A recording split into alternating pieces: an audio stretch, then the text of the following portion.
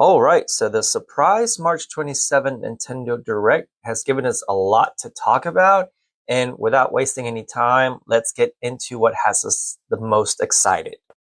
And that, of course, is Metroid Prime 4, a game that a lot of us have been waiting for years, and that is clearly showing that a lot of thought, a lot of effort has gone into it. We know that Nintendo had to start over at least once when it came to this game, and it really is looking like that wait is going to pay off. The game is looking very, very promising, and at this point, it seems like we can rest easy knowing that it's going to deliver on that Metroid Prime gameplay quality that we've grown to expect. All the Metroid Prime series games are known for being just extremely fun to play and having great gameplay mechanics that are very engaging and very satisfying.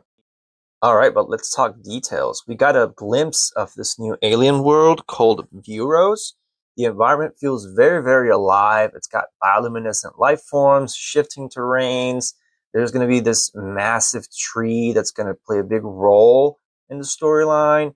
And there was also what appears to be massive Choso ruins. One of the biggest jaw droppers for the trailer is a brief shot of what appears to be Silex's ships. If you remember playing Metroid Prime Hunters, or if you remember the post-credit scene tease from Metroid Prime 3, you know that it's been looking like Nintendo has been setting him up for something big. So he might be our main antagonist, or maybe he's just part of the overall narrative. The gameplay seems to be refining everything we love about the series: first-person exploration, scanning lore-rich environments, and of course, intense combat. But the biggest thing appears to be a new type of psychic ability. And for what they showed us, Samus is going to be able to do things like control things from a distance, like telekinesis, and also even control her energy beams after they've been shot and kind of make them home and twirl and guide their direction. Nintendo made it a point to show us that Samus will be getting a new suit, which is likely to be getting upgrades as you go along and progress in the story. Honestly, I could not be more excited for this game. The hype was already pretty high, but after seeing more footage, it's just, I need to play it now. Thankfully, it's scheduled for 2025. This is going to likely be the last big hitter on the system, and honestly, it looks like it's going to be worth the wait. Hopefully they release a few more trailers with a bit more footage and then a definitive release date. But what are your thoughts on this new trailer we got for Metroid Prime 4?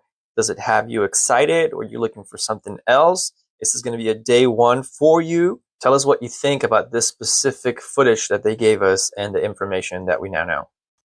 Today we also got another look at the Dragon Quest 1 and 2 HD 2D remake. The HD 2D style, which we first saw in Dragon Quest III, brings a fresh modern look to these games while keeping that nostalgic pixel art charm.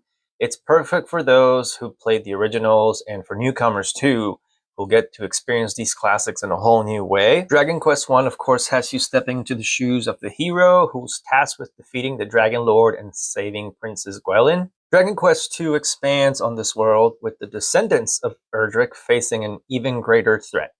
These are the foundations of RPGs as we know them today, and they still hold up. The updated visuals and the modern touch really make these remakes stand out. It's a really great way to revisit the roots of the series. We don't have a release date just yet, but after seeing what's in store, it's definitely something that we're going to keep our eye on. Okay, now on to something that's actually quite important, even though it may not appear to be the case at first glance. Nintendo announced what they're calling a virtual game card, and what it sounds like it's that they're basically going to transfer all of our digital purchases and turn them into what they're calling virtual game cards. And this is actually a really great and exciting concept, because from what they explained today, the way this is going to work is this is going to allow you to move your digital downloads across different Switch platforms, including between 1 and 2, basically making them act as if though they were cartridges. And let me tell you why I think that this is really great. So this is something that I had actually been hoping for a while, but there just hadn't been any mention of it across the major channels. And One of the biggest things that is really aggravating whenever you go into the next generation of consoles is that you end up having to rebuy all the same games all over again, or that your games are no longer compatible because they don't have backwards compatibility, so on and so forth. Now, several systems in Nintendo's past have been very good about it. You know that when we went from GameCube to Wii, you had backwards compatibility, and then the same thing when you went from Wii to Wii U. But we were not entirely sure of how this was going to work. Going from Switch 1 to Switch 2, Nintendo did tell us that our cartridges were going to work on Switch 2, but they hadn't elaborated on how that was going to work with digital games.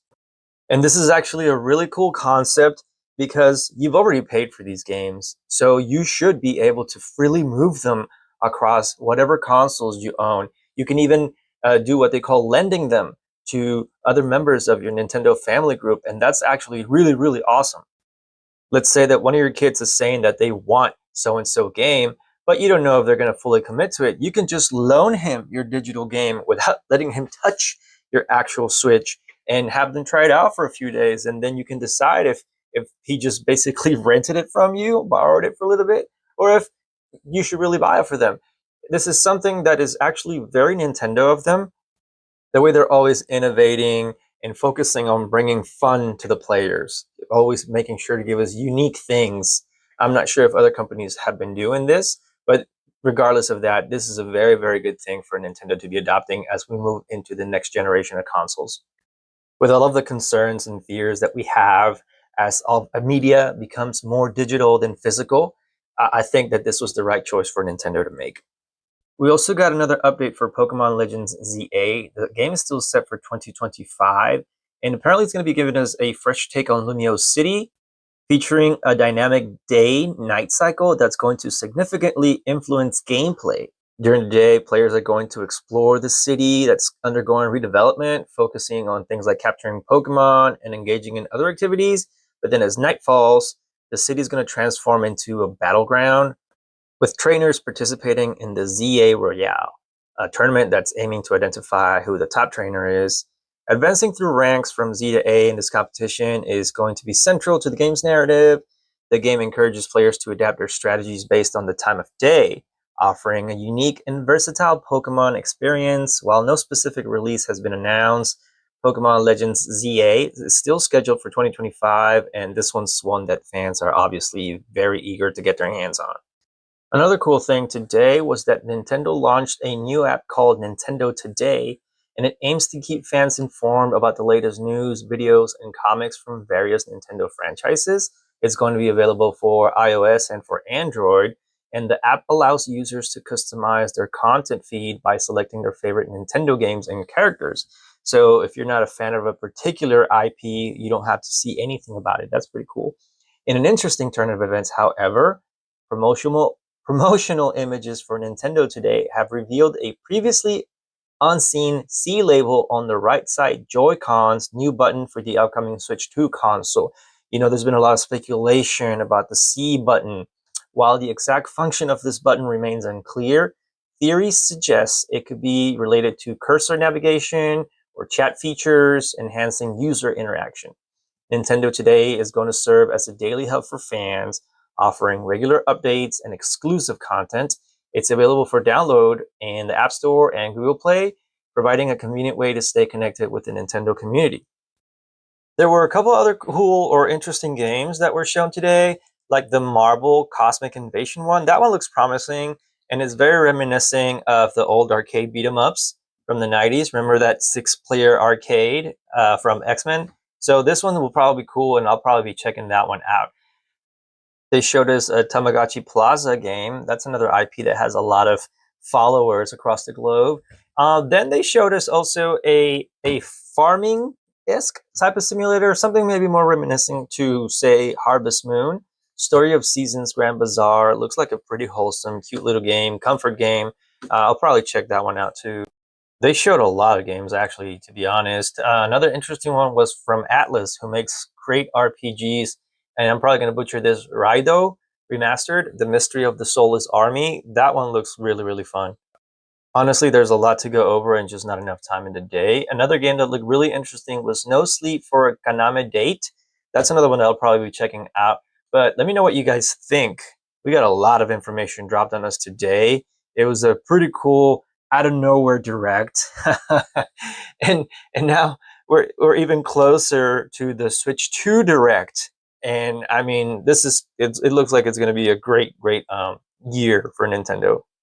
So give us your thoughts on everything that we saw today and what you're hoping for as the year progresses.